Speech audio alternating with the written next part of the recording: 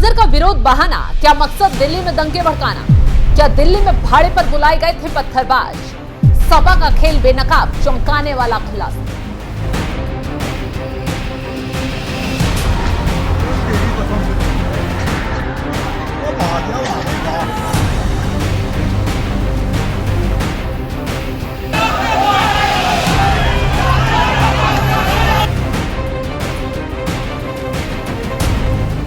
नमस्कार, आप देख रहे हैं एनएमएफ न्यूज में आपके साथ शबनम। दिल्ली के तुर्कमान गेट पर आधी रात अतिक्रमण के खिलाफ कार्रवाई शुरू हुई तो अचानक मुस्लिमों की भीड़ पुलिस पर टूट पड़ी। पथराव किया गया, बवाल काटा गया, माहौल भड़काया गया, लेकिन इनका मकसद फोर्स की सख्ती ने पूरा नहीं होने दिया, क्योंकि पुलिस ने बिना देरी करते हुए तुरंत मोर्चा संभाला, बवालियों को सबक सिखाया, डंडों से कानून का पाठ पढ़ाया, घसीट घसीट कर पत्थरबाजों को सलाखों के पीछे पहुंचाया।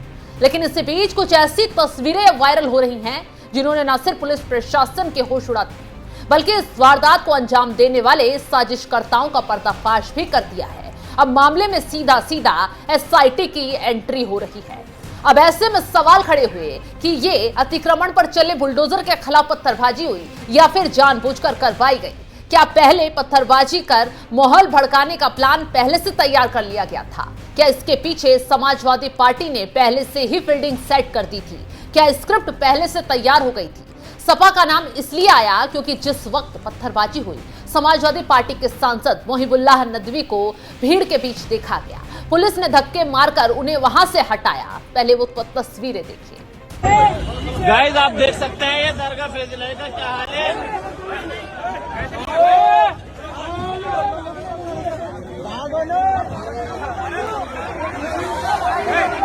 आप देख सकते हैं किसकी बदतमीजी। अभी जाने देंगे।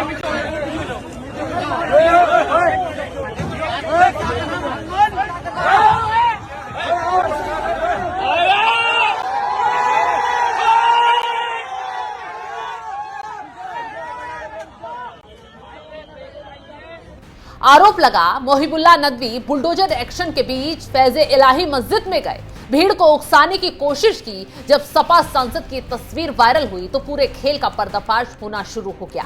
सवाल उठा, क्या दिल्ली में पत्थरबाजी होती नहीं लेकिन करवाई गई?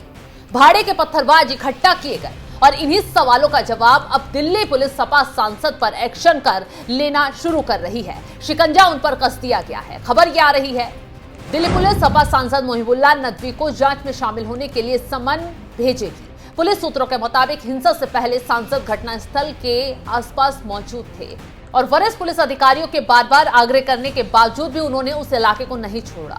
सूत्रों का कहना है कि पुलिस इस बात की जांच कर रही है कि हिंसा से पहले और उसके दौरान घटनास्थल पर मौजूद लोगों की भूमिका क्या रही। इसी क्रम में मोहिबुल्लाह नदवी की मौजूदगी को लेकर तथ्य जुटाए जा रहे हैं।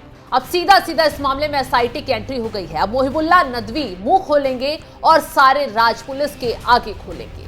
क्यों वहां पहुंचे? सवाल बहुत हैं, क्योंकि वहां पहुंचे भीड़ के बीच क्या कर रहे थे?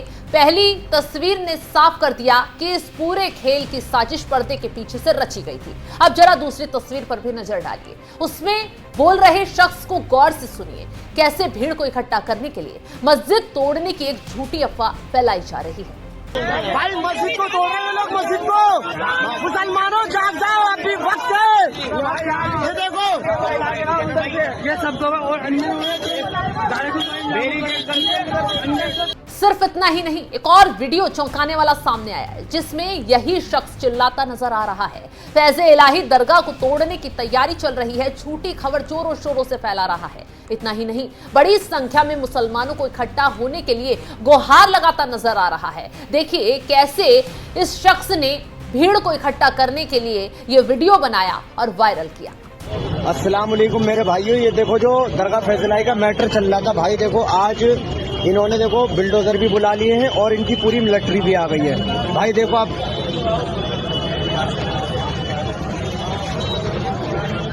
ये देखो हज मंजिल है तुर्कमान गेट पे। भाई साहब इनकी पूरी मिलिट्री भी लगी हुई है और ये मीडिया वाले आए हुए हैं। भाई ज्यादा से ज्यादा लोग भाई दरगाह फैजलाई पे पहुंचे। आप लोगों से भाई हाथ जोड़ के गुजारिश है। अब समझिए, ना तो मस्जिद गिराई गई, ना ही दरगाह पर आंच आई, बल्कि मस्जिद दरगाह के आसपास सरकारी जमीन पर अतिक्रमण को साफ किया गया। अब सपा के खेल पत्थरबाजों की कायराना हरकत को बेनकाब करें, कार्रवाई पर बात करें, उससे पहले बुलडोजर एक्शन के पीछे की कहानी जान लीजिए। दरअसल इस कहानी की शुरुआत होती है जब सेव इंडिया फाउंडेशन नाम के संगठन की ओर से एमसीडी को एक शिकायत दी जाती है। सेव इंडिया फाउंडेशन का आरोप है रामलीला की जमीन पर अतिक्रमण की एक बड़ा मरकज, एक बैंक्वेट हॉल, एक चैरिटेबल डायलिसिस डायग्नोस्टिक सेंटर और कई कमर्शियल पैथोलॉजी लैब अवैध रूप से चल रहे थे।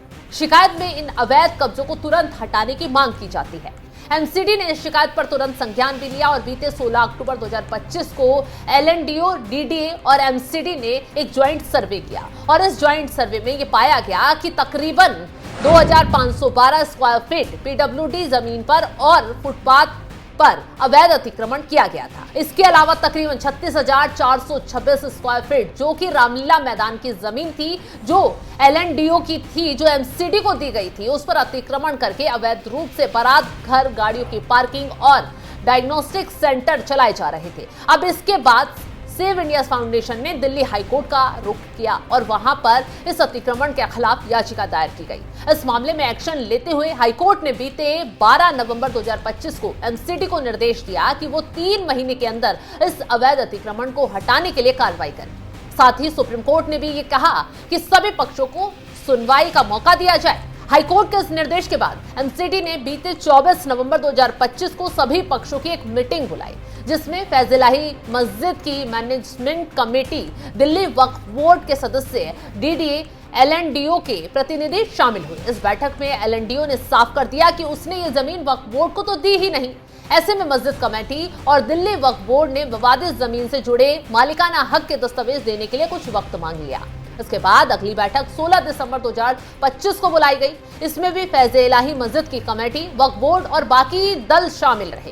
इस बैठक में मस्जिद की मैनेजमेंट कमेटी ने कहा कि दरगाह फैज इलाही 100 साल से भी ज्यादा पुरानी है और आजादी से पहले भी यहाँ मस्जिद और कब्रिस्तान था और इसके प्रिसाइज एरिया के मालिकाना हक से जुड़े जो सरकारी दस्तावेज हैं वो उसके पास नहीं है और बाकी जमीन के जो कागज हैं वो दिल्ली वक्फ बोर्ड के पास हैं। वक्फ बाय यूजर होने की वजह से इसके मालिकाना हक के जो दस्तावेजों की जरूरत ही नहीं है। वहीं दिल्ली वक्फ बोर्ड ने ये बात कही कि 1940 के दस्तावेजों के मुताबिक रिकॉर्ड पर, गवर्नमेंट रिकॉर्ड पर फैज इलाही की तकरीबन 992 स्क्वायर गज जमीन पर मालिकाना हक है। दोनों तरफ से काफी गहमा गहमी हुई और आखिर में फाइनल जो 2 बैठकें हुई तो उसमें एमसीडी ने पाया साल 1959 में एलएनडीओ ने 1 रुपए की लाइसेंस फीस पर 30 एकड़ जो जमीन रामलीला मैदान के रूप में एमसीडी को उसके केयर और मैनेजमेंट के लिए दी थी। हालांकि उसके अलावा इस बात के कोई कागज मौजूद नहीं थे जिससे यह साबित हो सके एलएनडीओ ने यह जमीन दिल्ली वक्फ बोर्ड को दी। ऐसे में इस विवादित जमीन के बारे में मस्जिद कमेटी और वक्फ बोर्ड कोई सबूत नहीं दे पाए। इस मामले में सिर्फ एक ही कागज की पुष्टि हो पाई साल 1940 की, जिसमें 952 स्क्वायर गज की जो जमीन लीज डीड पर थी, जो एलएनडीओ से जमा मस्जिद की मैनेजमेंट कमेटी जो कि दिल्ली वक्फ बोर्ड से पहले अस्तित्व में थी, उसको दे दी गई थी। डीडीए ने यह भी कहा है कि जो जमीन है वो एलएनडीओ के जरिए भारत सरकार की है। अब इसके बाद जो फाइनल आदेश आया 22 दिसंबर को, एमसीडी ने यह निष्कर्ष निकाला कि 1992 स्क्वायर गज के अलावा किसी भी जमीन पर दिल्ली वक्फ बोर्ड या मैनेजमेंट कमेटी का कोई भी मालिकाना हक नहीं है। एमसीडी ने साफ साफ कह दिया कि जमीन पर बने बारात घर या फिर डायग्नोस्टिक सेंटर बिल्कुल गलत हैं और ये पब्लिक लैंड का मिसयूज है जो इसे बर्दाश्त नहीं किया जाएगा। तो इन बैठकों के बाद बुलडोजर तुर्कमान गेट पर पहुंचा, अवैध कब्जे को तोड़ने की कार्रवाई शुरू की गई, लेकिन फिर भी माहौल गलत तरीके से बनाया गया। पर्दे के पीछे पूरा खेल जमाया गया, लेकिन साजिशकर्ता साजिश को अंजाम देने से पहले ही धरे गए।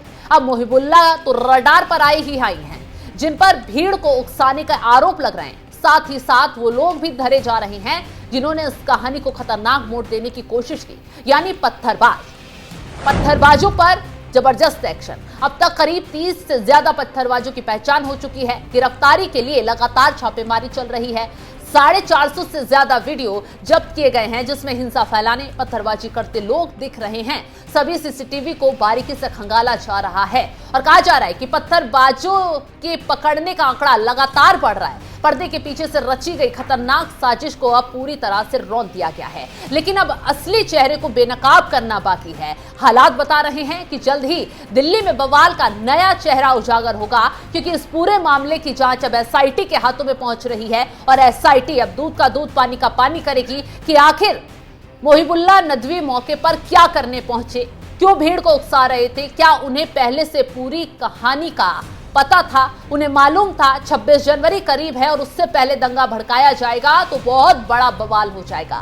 फिलहाल सभी चेहरे के कर अब बेनकाब होंगे। फिलहाल इस खबर को लेकर आप क्या कुछ राय रखते हैं, कमेंट बॉक्स में जरूर बताएं और तमाम बड़ी खबरों की अपडेट के लिए आप हमारी वेबसाइट www.newsnmf.com पर जाकर लॉग इन करें। नमस्कार।